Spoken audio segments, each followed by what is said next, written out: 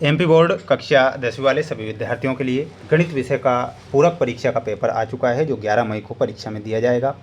प्यारे बच्चों, मेरे द्वारा आज जो प्रश्न पत्र बताया जा रहा है, ये 100% ऐसे प्रश्न बताए जा रहे हैं जो कि आपकी परीक्षा के लिए मोस्ट इम्पोर्टेंट होंगे साबित। इसलिए आप इन पेपर को याद करके ही जाएं, क्योंकि ऐसा क्वेश्चन पेपर लेकर आया हूं जो आपको परीक्षा में 100% मोस्ट इम्पोर्टेंट प्रश्न साबित होंगे। ये मेरा आपसे वादा है।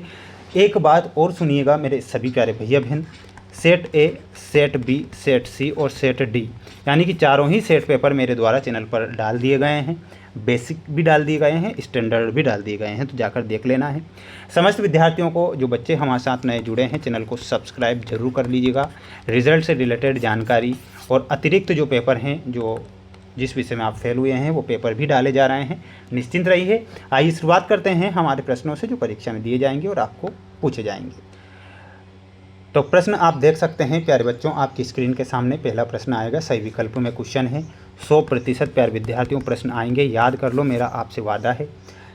हाईएस्ट कॉमन फैक्टर 91 और 21 का आपसे पूछा गया है। तो प्यारे विद्यार्थियों क्या लिखना है? 7 आपको हाईएस्ट कॉमन फैक्टर बताना है, ये हमारा सही होगा। समीकरण निकाय x + 2y + 5 = 0 -3x - 6y + 1 = 0 का हल होगा। तो इसका हल क्या होगा? तो इसमें क्या लिखना है? इसका कोई हल नहीं होगा। इसमें आपको ऑप्शन नंबर बी पर जाना है। द्विघात बहुपद ax² + bx + c के शून्यकों का योग होगा। तो शून्यकों का योग क्या हो जाएगा? -b/a इसका योग होगा। तो इसमें आप ऑप्शन नंबर सी करेक्ट करेंगे। सभी प्रश्नों को रट लेना है, पढ़ लेना है अगर आपको पास होना है तो। द्विघात समीकरण x² - 4x + 4 = 0 के विविक्तिकर का मान क्या होगा? तो विविक्तिकर का जो मान होगा प्यारे बच्चों, इसमें आपको लिखना है 0। वृत्त के किसी बिंदु पर खींची गई स्पर्श रेखाओं की संख्या होगी 1। बिंदु 0, 5 एवं -5, 0 के बीच की दूरी क्या हो जाएगी? तो दूरी हो जाएगी प्यारे विद्यार्थियों 5√2 ये दूरी हो जाएगी। तो 5√2 आप यहाँ पर करेक्ट उत्तर के रूप में करेंगे, जो कि आपका सही हो जाएगा। बढ़ेंगे अगले प्रश्न की ओर। सभी बच्चे चैनल को सब्सक्राइब जरूर कर लीजिएगा। और इन प्रश्नों को जिन बच्चों ने अगर याद कर लिया, तो मैं वादा करता हूँ कि दुनिया की कोई ताकत नहीं जो कि फेल आपको करेगी। HCF AB × LCM AB बराबर क्या होगा? तो इसमें आपको लिखना है A × B। समीकरण x + y = 8 में यदि x = 3 है, तब y बराबर क्या होगा? तो प्यारे विद्यार्थियों, y बराबर आपसे पूछा गया है, तो इसमें आपको लिखना है y = 5। एक बहुपद जिसकी घात 3 है वह कहलाता है, तो उसे त्रिघात बहुपद कहते हैं। तो यहाँ पर आपको क्या लिखना है? त्रिघात। यदि प्रथम पद a एवं सर्वांतर d हो, तब nवां पद क्या होगा? तो nवां पद हो जाएगा प्यारे विद्यार्थियों a + n - 1 d। प्रत्येक वर्ग होते हैं, तो प्रत्येक वर्ग कैसे होंगे?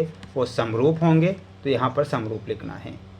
एक रेखा जो वृत्त को 2 बिंदु पर प्रतिच्छेद करती है, वह रेखा क्या कहलाती है? तो उसे कहेंगे छेदक रेखा।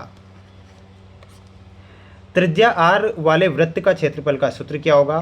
तो इसमें आपको लिखना है πr²। ये आपके रिक्त स्थान हो गए हैं, आप सभी बच्चे याद कर लीजिए। जिसे पास होना है वो याद कर ही लेगा, और जिसे पास नहीं होना है वही मक्कारी करना है। तो मैं उससे कहता हूँ कि बेटा स्कूल का चेहरा तक नहीं देख पाओगे। ये मेरा आपसे कहना है। इसलिए इस बार मक्कारी ना करें, इस बार पढ़ाई कर लें। 11 तारीख को पेपर है गणित का, तोते उड़ जाएंगे आपके। सेक 90° - थीटा का मान हो जाएगा cosec theta. Option number D. मेरी बात बुरी लग रही होगी, क्योंकि आपकी हरकतें ही ऐसी है। अगर आप पढ़ाई करते तो पूरक नहीं आती है ना। कोस थीटा का मान क्या हो जाएगा? ऑप्शन नंबर सी 1/सेक थीटा बताना है।